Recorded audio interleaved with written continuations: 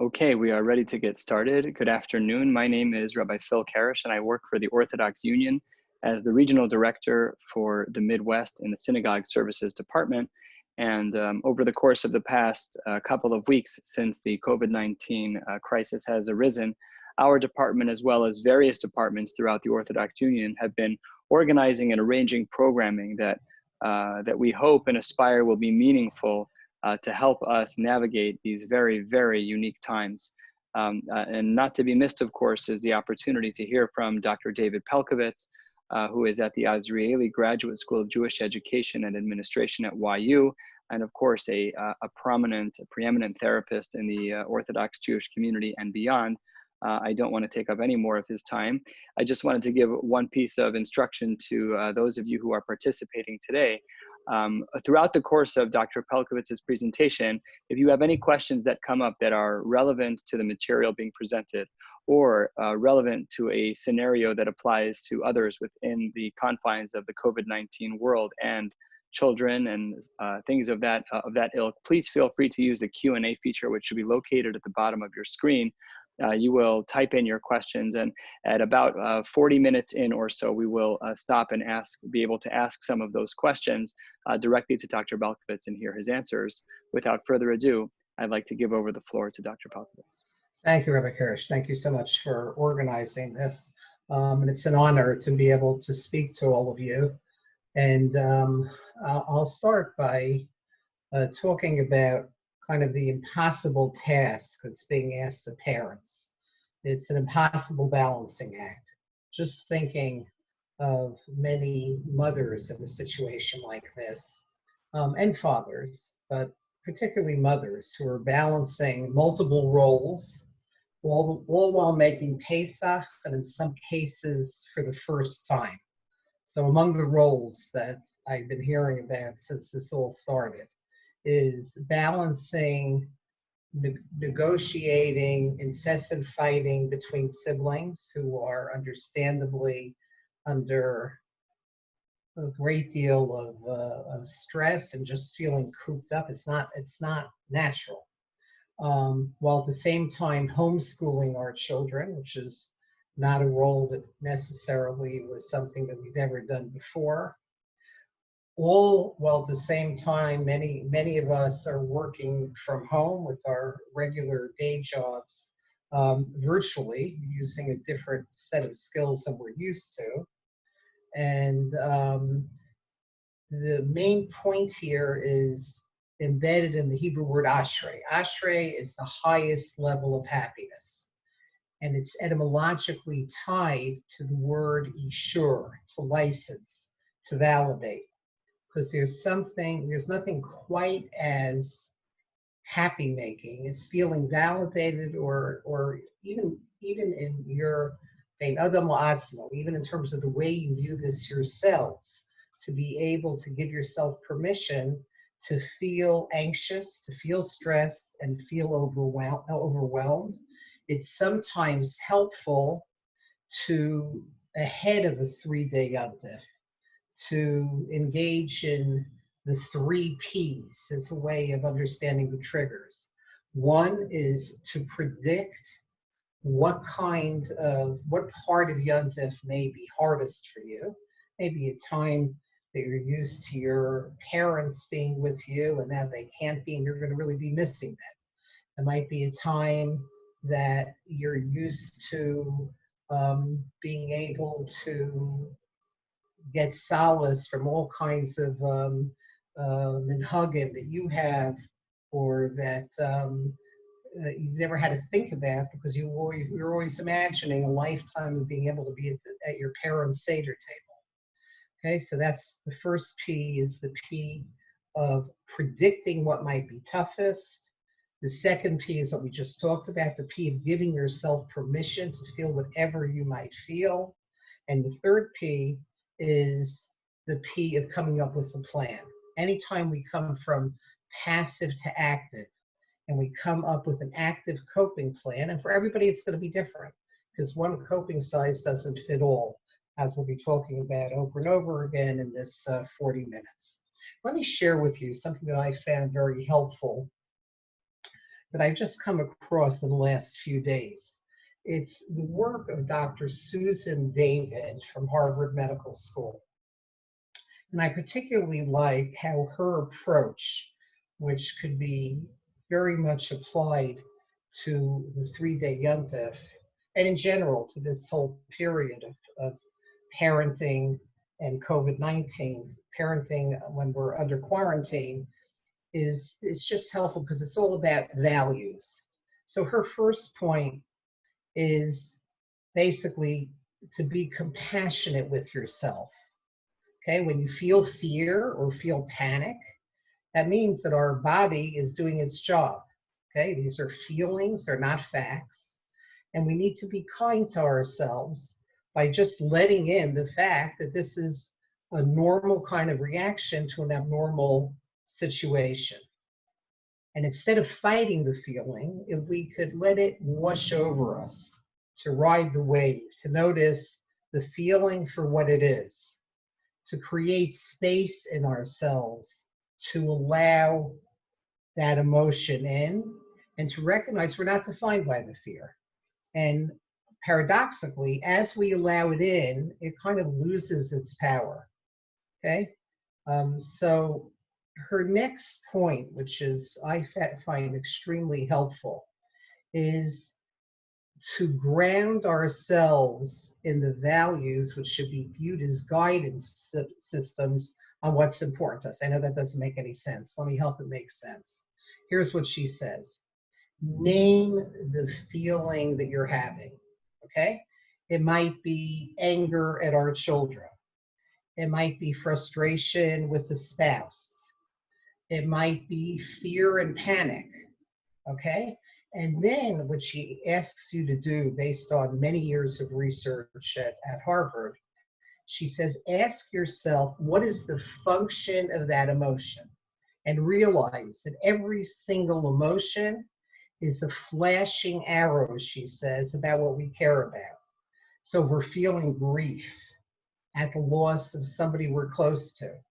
That's a signpost that we care and that we love and that we're missing the person who is lost to us. And it may be a well-known person who you didn't know that well, but that's a signpost. And again, give yourself permission to be human, like Dr. Tal Ben-Shachar always talks about in speaking about resilience building in times like this. If we have guilt about losing it with our children or not having enough time with our children, or about at times just losing it in terms of at times yelling and screaming when it's not what our usual style is. So what it tells us, it's a signpost that we have a very strong value of being connected to our children, of wanting to do the best by our children. And then you channel that, you take that signpost, don't beat yourself up about it, just say, okay, how could I try to control myself a little better for the future? We're going to talk about that specifically in a few minutes. Okay? So the real question is to ask yourself,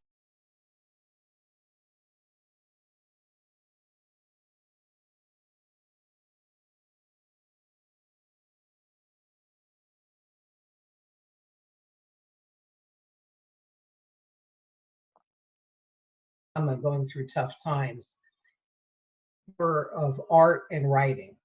So an expert in resilience said, art is making something out of nothing. Humor is making nothing out of something. And writing is a chance, if you're able to do this, if this is your style, you sit down for a few minutes with paper and you ask yourself the following question. In the midst of chaos, who do I want to be? What's important to me? And just write down, because that could move us from abstract values to putting values front and center. Okay, as it says in Mishlei, the Ein Chazon Yifara'am. Without that vision thing, we kind of fall apart. And when we prepare ourselves to ask the 3 questions that Yaakov used to prepare his family and his army for the fateful encounter with his brother Esav. He said, be prepared to be in touch with the following three questions. Who are you? Where are you going? And what are you going to do with what you have? So that's by way of opening. It's just, I found it to be a very helpful way of trying to manage our emotions at a time like this. Next, let's talk about some basic parenting techniques in terms of mindset, in terms of what's been going on. And number one, I'm going to start with the story of Keith Jarrett. But actually, even before Keith Jarrett, I wanted to talk a little bit about a horrible a horrible kind of image going back to 75 years ago, when a 10-year-old boy, today he's a well-known sociologist by the name of Dr. Oliner. So when Dr. Oliner, the future Dr. Oliner, was 10 years old, on one horrible day, the Nazis, Yamach Shemam, took everybody he ever knew, his parents, his grandparents, his neighbors, his siblings, and they lined them up and machine gunned them. And basically, it was a mass murder of the entire small town in Poland that he had grown up in. Literally everybody he ever knew. And in the chaos, Dr. Oliner runs away, 10-year-old boy. And he saw, I have to get away from here. And he ends up at a farmhouse on the outskirts of this town. And he knocks on the door. And by some miracle, the man and woman, the owners of the farmhouse, when they answered the door, they realized this must be a Jewish child who was caught up in the horrible butchering that's going on at the other end of town. And they immediately took him in. They didn't ask any questions. And as we know, at incredible danger to themselves and their families and everybody they ever knew, they took him in. And not only did they treat him like one of their own throughout the war, but they taught him lifetime lessons. So after the war, he had an uncle who survived, who took him back to the New York area. And he went on and he got a PhD in sociology, married a woman with a PhD in sociology, and then dedicated his entire career to answering the following basic question. What was the parenting like of the people who saved me, of the righteous Gentiles? What does it take to raise a moral giant? And he wrote a series of books about it, going back and forth between New York and and throughout Europe, where he found every righteous Gentile he could find, and did interview after interview. And he found some incredibly important insights in how to raise our child to internalize our values. But among the most valuable insights he had, and I think we have to hold on to even at a time like this, is what predicted moral heroism was in part determined by how these families handled mistakes. There was a tremendous amount of moral clarity. Without preaching, without yelling, without screaming, without criticizing, there was an expectation in these families that you're going to do the right thing. And if at some point you messed up and you violated the basic values by which you were raised, the parents wouldn't try to make you guilty. They wouldn't yell, they wouldn't scream, they wouldn't lose it. They would calmly tell the child, look, we know that you're better than this. Let's talk about a tshuva process. Let's talk about how you're going to make this right. If you hurt the feeling of a boy in your class, let's talk about how you're going to deeply understand how to correct this. If you somehow did anything that violated the incredible moral clarity that you were raised with, let's calmly figure out how to fix it. And that's, I find fascinating. It's all at a time like this, our children are going to mess up. You can't be with them in quarantine without an older brother or an older sister losing it with a younger sibling, without a younger sibling torturing an older sibling, without kids kind of resisting what's so important, helping out with chores, which, by the way, the research shows over and over again that a key to resilience and a key to being able to grow at a time like this is that all of our children should be pitching in and should be doing chesed together as a family. And again, older kids should be caring for younger kids, but younger kids at any age should be helping in any way they can, with, be it with setting up the Seder or cleaning up after the Seder. This is a golden opportunity for that. And it's some of the building blocks of menschmaking.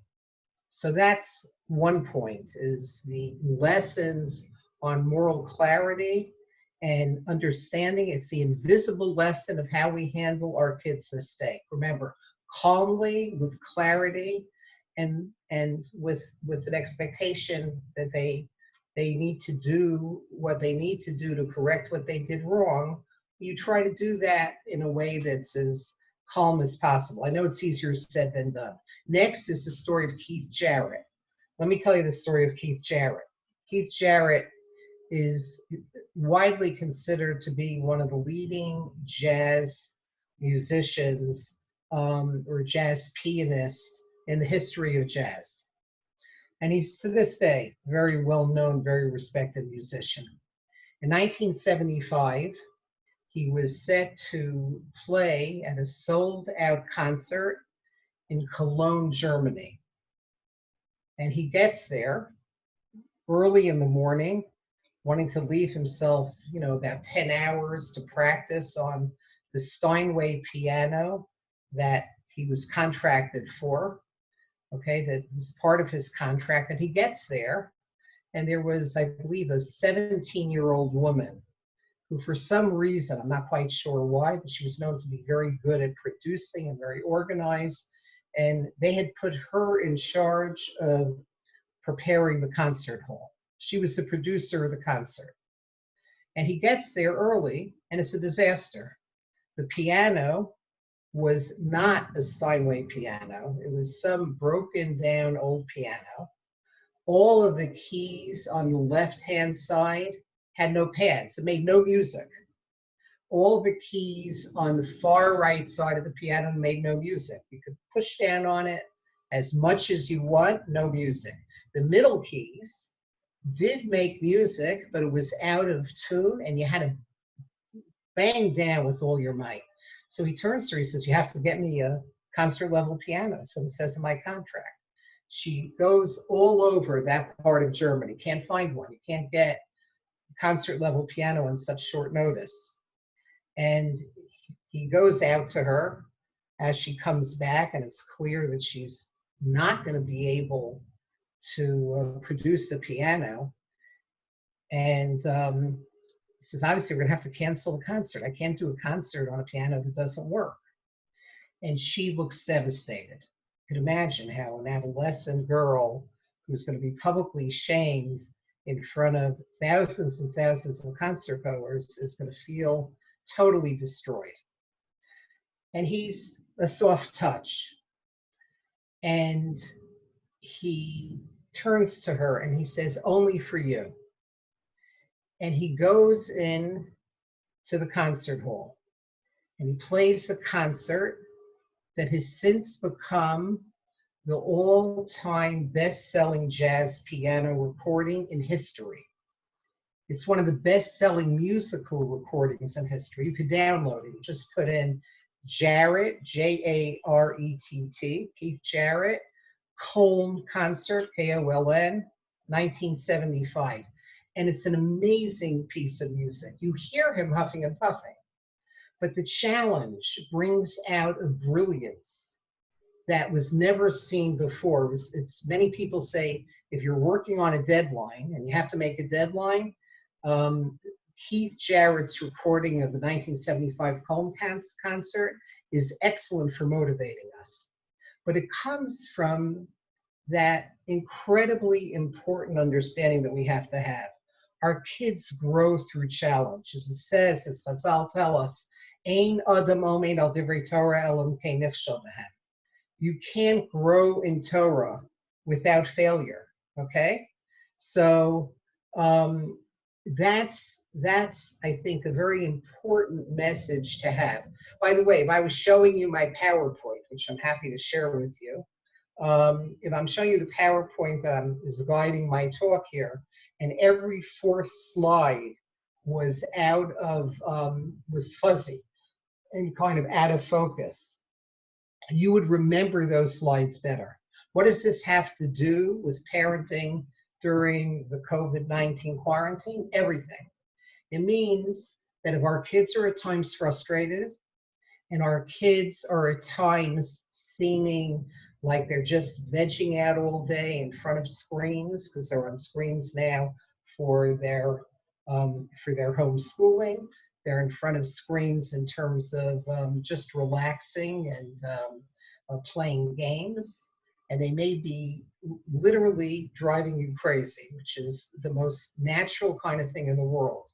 To remember that even though this is frustrating, it's extremely hard for a preschooler who's not designed to be stuck at home with no friends to play with and in a place that is extremely kind of unnatural, okay? Or for an adolescent where this is totally unnatural, who spends all of his or her time with friends, you know, and usually doesn't want to be caught dead being with their parents, and now they're stuck with you for a 3-day yontif. All of that is natural. And the key is to remember the core lessons. Be clear about what your values are. Be clear about what you want to expect of them, but to do it in a gentle and flexible way, okay? So, you know, when they're driving you crazy, here's the mantra to say to yourself: I have no control over their behavior, but I always have control over the consequences. And I'm not talking about tough consequences. This isn't the time to try to, you know, I don't know, mensch our kids out. It's a time for understanding and flexibility and very carefully choosing our battlegrounds, okay? But the kind of consequences, if you decide to use them, have 3 characteristics to them. They should be calmly delivered, okay? As I've been talking about with Dr. Olener's research, they should be delivered in a way that whatever it is that you come up as a consequence is short, tafasta merubalo tafasta. Ironically, a very short consequence. It may be, okay, you know, no screen time for a half hour tonight. I know that sounds bizarre, that it's so nothing, but you certainly want to be able to do it very short and do it with love. And it should be logical. So again, the 3 characteristics are an emotional, brief, and logical. And that totally is consistent with Chazal tell us, okay? In other words, the whole idea of tafasta meru below tafasta, okay? Now, one of the challenges is husband and wives, mother and father, are often not going to be working together on this. Okay, as my father Zal would always say, couples don't have to think alike, they have to think together. So what you need to do, and this is very important, probably the most important point I'll make, is there are going to be times that you're extremely tempted to disagree in front of your child. Okay, it may be about, you know, what time your 15-year-old son should get up for chakras, or your 15-year-old daughter should get up for whatever davening, you know, for davening as well.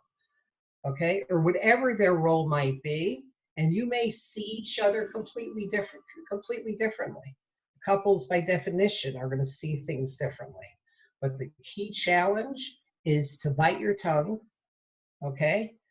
Every research study I've ever seen on this in our community and in other communities show that that you're guaranteeing that your kids will not internalize your values if you fight with each other about, especially about religious kind of issues. Instead, you take a couple of breaths, you count slowly to 10. Remember what it says in Sefer Hasidim, 3 words, okay, from that Sefer written in the Middle Ages, Achris ketata charata. After argument, there's regret. And you set up a time when you're on your walk, if you're allowed to go out for walks in your neighborhood, or when you could find the time after the kids go to sleep, if there is such a time, and you talk it out. And you talk about it from sample. You don't have to agree. You just have to try to hear each other's point of view. Next thing, kids need a balance between love and limits. Okay, people have largely heard me talk about this in the past. All love, no limits. Children grow up to be overindulged and spoiled. All limits and no love, rules without relationships equals rebellion. It's what Chazal tell us, the middle road, the balance between smol docha and yimim kareves, the left hand, the weaker hand pushing away, while the right hand brings closer, that will turn a child around, okay? As many Rabbanim have said. And that's exactly what it says 3 times in Shas Bavli and in a number of other sources. And it's exactly what current psychological research in parenting shows. It's called authoritative parenting. It's the balance between love and limits, but it's going to be very different. It's what makes it so complicated. It's going to be very different for different children, okay? You know, one child is going to need maybe a little bit of a tougher kind of approach. Another child, based on their temperament, you may need to parent a little bit differently. And the key is to parent them according to their unique needs. Obviously, if the children feel that it's coming from a real favoritism, it's not going to work. But you sit down with a child who feels upset, you're going easier on the other child, and you give them some time to hear them out, to validate their feelings, and to find out what they're looking for. Okay, so there's another key point in terms of conveying values at times like this, and that's clarity and repetition in the context of a good relationship. You know how kids internalize values? It's 2 things. What do you care about? What do you get emotional about? Okay? And what do you spend a lot of time talking about? What do you emphasize? You spend a lot of time talking about stuff. We're talking about things that aren't so important. Your kids are not going to learn the lesson that's essential. What is it? This is an incredible opportunity now in terms of clarity and signposts, in terms of values. What is it that you really want to leave as a legacy for your children for Admea B'Esra? Okay? And just a quick thought on, before I spend a little bit of time on bereavement, okay? And that's the incredible insight from Rav Henoch Leibowitz Zatzal, who had been the Rosh Yeshiva of Pelcovitz Yeshiva, who has a fascinating insight on choosing battlegrounds. Here's what he says. He talks about Yaakov bringing Yitzchak to the Akedah. And as he's getting ready to sacrifice Yitzchak, Satan, in the form of Samiel, comes to him, an agent of Satan, and he starts screaming at him. He says, "Old man," he says to Avram, "are you out of your mind? Do you think that there's the slightest chance that you're going to get another shot at having a child?" And Avram answers, "Albanas Cain, even so." And Satan keeps going. He says, "Don't you realize that when your wife hears about this, she's going to die of grief and fright, as we know happened?" And he says, Almanas Cain. And Satan keeps going after him with one argument after another argument after another argument. And each time Abraham says Almanas came. So Leibowitz says, why did he give him the best excuse in the history of mankind? The best excuse in the history of mankind is, I'm on a mission from God. HaKadosh Baruch Hu ordered me to do this. Why didn't he explain that? So Leibowitz answers, because Abraham knew when you're dealing with the Satan, any answer whatsoever, the Satan's going to come at you even stronger and is going to wear you down. Now, obviously, it's not a fair analogy to kids, okay? But basically, sometimes the answer in dealing with our kids at a time like this is don't just do something, stand there, okay? You know, in research on the soccer World Cups, okay, in terms of penalty shots, they find that jumping to block, okay, which means doing something, to block a penalty shot, is far less effective than blocking from the middle. Sometimes the answer is to have the calmness to be able to say to ourselves, Almanas Kain, even so, and to strategically withdraw. Listen to this incredible Medrash Tanchuma, okay? Barach David. David ran away, right? Because we know that he ran away from Shaul, okay? And then we know Yaakov Barach. Yaakov ran away to save his life as his brother was after him, okay?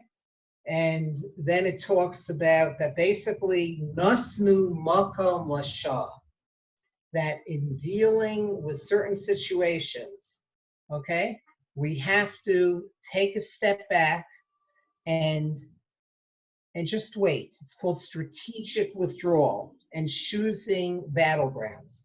That's all important. So Yaakov, Moshe, and David, okay, all ran away. And here's what the Medrash tells us. Then the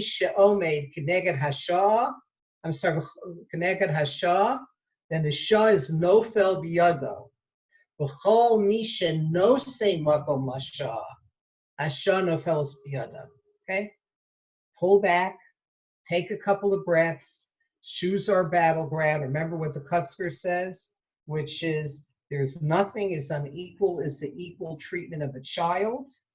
And recognize that it's not so easy to mess it up. As long as you love your child and you're stealing some time with them when you can, one-on-one, and they know that you're coming from a loving place, in spite of what happens, they'll be there with you. They'll probably remember this time in a very fond kind of way, okay? And let me just end with first of all, talking a little bit about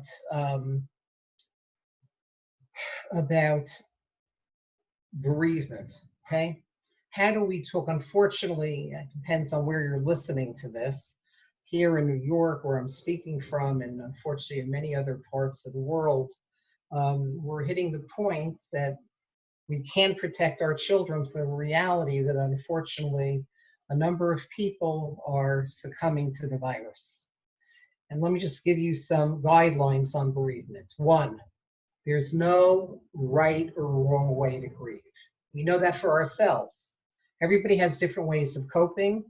You know, in one family, people may grieve by needing to talk about it a lot, and other families may need to grieve by distracting themselves, right? The machlokas between Ravami and Ravasi, based on the pasuk and Mishlei Dagabla Vishyashchena, Chadam Yashchena Migato, Chadam Yashchena Lacherim. 3 times in Shas Bavli, it says that there are different ways of handling our anxiety and our worry. Some say we distract ourselves. Others say we talk it out. And it doesn't say anywhere in Shas that one is right or one is wrong. So there's no right or wrong way to grieve. There's no normal length of time for grieving, depending on how close the person who's lost is to you. Okay, you think of a pebble being thrown into a pond, and into a river, and there's concentric circles. And it turns out that the circles that are closest to the point of impact are the ones that may take the longest time. But then some kids take longer because they're more sensitive. They might have an anxiety disorder, or they might have just an anxious style. The next point, okay, these are guidelines for the National Child Traumatic Stress Network. That's very respected, research-based kind of guidelines. Grief of young children could be just as strong as that of any family member. And remember that the two toughest times in terms of going through traumatic times, this is research that was done in a variety of different ways across the world over the last number of decades, is preschoolers have a hard time because they tend to be very concrete and blame themselves, and adolescents, who need to feel kind of invulnerable, and they're at a stage where they're thinking about thought, and they're very tied into understanding meaning, and they may have a very hard time. And that's all very, very difficult. Let me just give you a couple of core recommendations on this. Okay, it won't take long, other than to say that when it comes to preschoolers, tolerate their being clingy. They may want to come into bed with you. Every expert I know says that if they need to come into bed with you at a time like this, you should allow it. Sometimes even adolescents are going to need to be with you with that physical closeness. And you negotiate later for getting them out of the bed. If they're fine sleeping on the floor next to you or sleeping in another room, great. But if they need to, you need to tolerate that to the extent that you can. Okay? They may not understand that death is permanent, preschoolers. They may believe that if they wish, if the person could return hard enough, the person will return. And you just have to help them understand the physical reality of a person's death. Use concrete facts, okay? And you may want to say the fact that he or she is no longer breathing or moving, is not hungry or thirsty, is not scared or having feelings of discomfort or pain, that's fine. Just let them know that they're not suffering now, using whatever theologic explanation makes sense to you. School-age kids between 6 and 11 may be more interested in concrete questions. They're like little scientists, but they also may become more whiny, clingy, or regressed. And here's the key question. How do I talk to my child about death? Be truthful. Give short, simple, honest, and age-appropriate answers to their questions. Listen carefully to their feelings without judgment. There are no wrong feelings, okay? Be prepared to answer the same questions over and over again. For some kids, that's the way they process it, okay? And most importantly, to be understood, first understand, okay? Try to get into their head. Remember, the Hebrew word ozen is etymologically tied to the word maznayin, or scale. Let me end with let me see. Rabbi, I could either end with a story or I could spend a little bit about the 5 C's of dealing with financial pressures. Rabbi, can you just give me some guidance on this? Milsa da'agada to Moshe Chesalev. I'm all for the story. You're all for the story. You got it. Okay, here we go. Here's the concluding story. Story about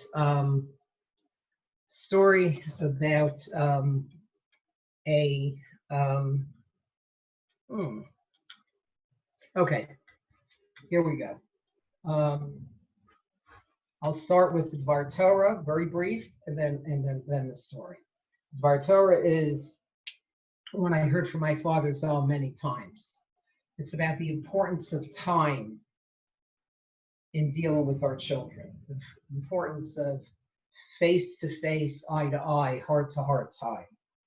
And he quotes the Kutzker.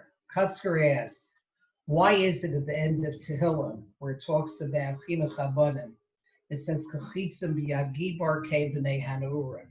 It compares raising children to being an archer. Kutzker asks, what's the connection between being an archer and raising children? And he answers, just like with children, the closer we hold them to our heart, just like with an archer, the closer we hold the bow to our heart, the further and straighter the arrow goes. So too with raising children. The closer we hold them to our heart, the further and straighter the arrow will go. That's one image I wanted to leave you with. And then I'll end with the story that I've been sharing that just feels right to me for the last week or so. It's a story about a homeless conference that I was invited to a number of years ago. And I was all excited because I thought I'd get to hang out with a bunch of homeless people. And I get to this place in the middle of Manhattan, and it wasn't for me to meet with homeless people. It was in the Waldorf Astoria ballroom. And inside were 400 very well-dressed professionals working with the homeless. And I get up on the dais. It turns out there were two speakers. There was me, but then the main speaker, the key speaker, was a man who had the most unbelievable credentials I've ever seen. First of all, he was a very, very good-looking man. He looked like a Hollywood actor. He was wearing a suit. I don't know much about clothing, but it was probably a $10,000 suit. That's, I really don't know about clothing. And then you read his bio. It's unbelievable. It says Dr. So-and-so has his bachelor's from Harvard, his PhD from Harvard. He's in charge of homeless policy for the United States government. Then it says that he won an Oscar for a documentary he made on homelessness last year. And it goes on and on and on. So you could imagine how shocked people were when he got up to give the first talk. And his opening line was the following. He said, when I was 11 years old, in front of me, my father, in a coked up rage, took my mother's life and then took his own life. Literally, you almost saw 400 people faint. And he says, I'm now going to share with you the story about what led to me being here giving you this talk and what led to the bio that you all read about. He said, I was 11. I was an only child. He said, I looked older than my age. I ran away because I knew that foster care in my neighborhood was horrific. I didn't want to fall in the hands of the foster care system. He said, I spent the next 2 years living a life of fear, loneliness, and literally plagued by post-traumatic stress disorder symptoms. It was beyond belief, he said. He said it was horrific. The second I thought they were on to me in a shelter, I would run away to another shelter because I didn't want them to discover me and put me in foster care. And he said, literally, I spent 2 years like that, plagued with symptoms, plagued with loneliness, and plagued with a sense of yish and hopelessness. Till I came to a shelter in Midtown Manhattan, and I heard 4 words that explain exactly how I'm here. And those 4 words are what got me to accomplish what you read on my bio. Right away, 400 pieces of paper come out. And he says, put away your pens. Put away your pens. He says, it's not the words, it's how they were spoken. He said, I came into a shelter in Midtown Manhattan, and the director of the shelter comes over to me and looks me in the eye. And he says, how are you doing? And I saw he really, really wanted to know. I saw maybe I could trust this guy. And I started telling him. And the more I talked, the more he wanted to hear. And every day for the next 2 months, after he finished with his duties at the shelter, we sat and we talked, and I poured my heart out to him. Tears. If you take normal tears and put them under a microscope, tears that come from an allergy, it'll be salt and water. If you take emotional tears and put them under a microscope, it'll have cortisol. It'll have all kinds of chemicals that show that you're literally releasing stress hormones. Tears can be part of a refuah. But he says that after a couple of months of me naming the monster with him and telling him everything that had happened to him, he saw that I was a smart guy. And he got me a full scholarship to the Dalton School, one of the leading private schools in the world. From there, I got a full scholarship to Harvard for my bachelor's and PhD, and here I am. He says, all from those 4 words. And that's the concluding words I want to leave you all with. before this amazing yontif, okay? Okay, which is a yontif of both crisis and opportunity, right? One dialect of Chinese, the pictograph for the word crisis is danger, and the pictograph for opportunity.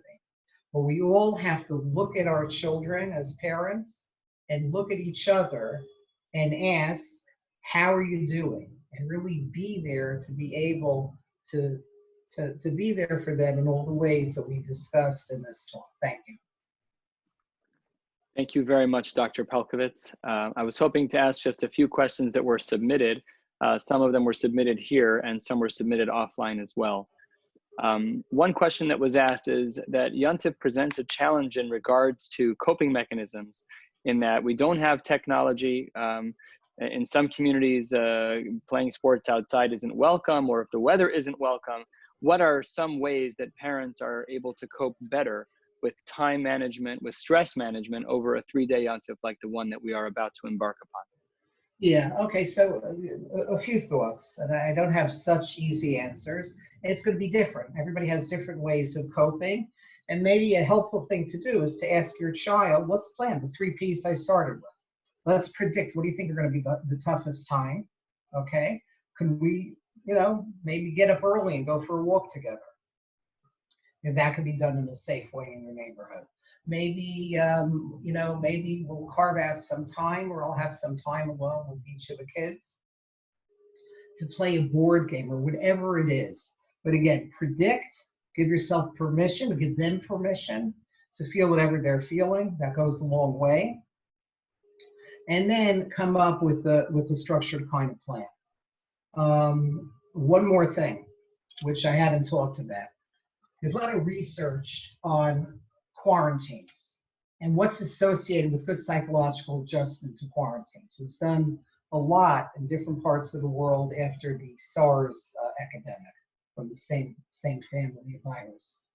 And what they found was that to the extent that people who are in quarantine can focus on the positive, the growth-inducing components of the quarantine, it makes a huge difference. To say, hey, look, and help your kids say this, even if they're young. You know what? You're doing this because you're doing this to protect the older, more vulnerable people out there. Okay? We're doing this. It's a chesed. This is literally, we're living a life of chesed that we'll remember for the rest of our lives. We'll be able to tell our grandchildren about one day. That's an incredibly important kind of message. What the research shows that with any kind of stress, if we could see the growth opportunity and take it from threat to challenge, it makes a huge difference. Great, thank you. On a connected note, a question was asked in regards to something that you spoke about, which is that, of course, we should validate and embrace the emotions that our children are feeling. I would imagine, and as this question was put in, that there is a certain limit to that, both in regards to quality and in regards to quantity. At what point should we seek intervention? Oh, okay, I hear, yeah. At what point do you need to reach out maybe for professional help? Okay, so in general, this is a simplistic answer. It's if almost anything right now comes into the category of normal reaction to abnormal event. But if there's certain symptoms, either aggression or panic and anxiety, that have the following 3 characteristics, okay? They're pervasive, meaning they're there more often than not, okay? They're persistent, okay? And they interfere with functioning, meaning they're getting in the way of functioning. Then, even then, it doesn't mean that your kid needs therapy or needs professional counseling, but it's certainly worthy of a phone call. There's incredible kinds of hotlines that are available now, as we know, even over Yontif in certain circumstances. I know that they'll come up with guidance about that. But the bottom line is that it's if you have those 3, okay? Pervasive, persistent, and interfering with functioning, more often than not, for sure, you should either call one of the hotlines, Call your neighborhood mental health professional. There's a lot of good stuff, good therapy and counseling for parents and for kids that can be done over Zoom. It's not ideal, but it doesn't have to be in person. Thank you. Just one last question, and then we will be out of time for today. Would you be able to give some general guidelines over the next couple of minutes in regards to those who are experiencing a significant degree of loneliness, either on a normal level in that they're used to being with family and now they're alone, or on a more intensive level, like people who are at care facilities and have literally no visitors? What are some of the ways that they themselves can cope, and what are some of the ways that we as family members and friends can be of help? Yeah. So let me start with we as family members and friends. I can't emphasize enough what a difference it makes for them to know that you're at their side. That basically it means calling them, if possible, maybe doing the Seder. You know, some of the more elderly members of our family, our extended family, we're doing the Seder at, on a couple of hours before the actual Seder. Okay, obviously we're going to do another Seder later, but that means a lot. It means a lot. And by the way, when you do it on Zoom, just be focused on it. We have to feel connected and give it our undivided attention when we do it. And in terms of the coping mechanisms for the people, I feel for them. It's a horrific kind of challenge to have. But to remember, you're not alone. The Hebrew word tikva has embedded in it the word kav, which means a cord or a rope. We're not dangling in the wind alone. Okay? We have the support of HaKadosh Baruch Hu, who assures us imo anochi b'tzara, and we have the support of our family and friends and our amazing community. And again, even if it means that people are going to be coming by a number of times over Yontif, knocking on your door, which could easily be arranged, okay? And then from a safe distance, being able to interact, great. Or if it's in a care facility, to to come up with those 3 Ps to the extent that you can. I don't want to make it simplistic, but I'm confident that God willing, we're going to be able to get through this. Okay, we've been through these kind of challenges countless times in our history, and people somehow, I don't know how, managed to find the strength in spite of unbelievable kind of challenges.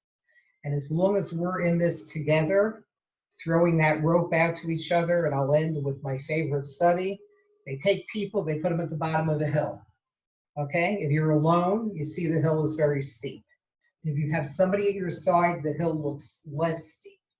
The closer you are to the person at your side, the less steep the hill looks and the less tired we get walking up the hill. We should all have a Chag Kosher v'Sameach together, where we could all experience a refuas hanefesh and refuas haguf.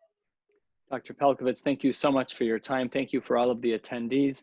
We will be sharing Dr. Pelcovitz's video here today online at somewhere on ou.org. If you have any questions, feel free to reach out to me. My email address is kareshp@ou.org, KARESHP as in Phil @ou.org. Thank you all again. Thank you, Dr. Pelcovitz, and Chag Kosher v'Sameach. Thank you so much for organizing this. Thank you. Simcha Rabba. Take care.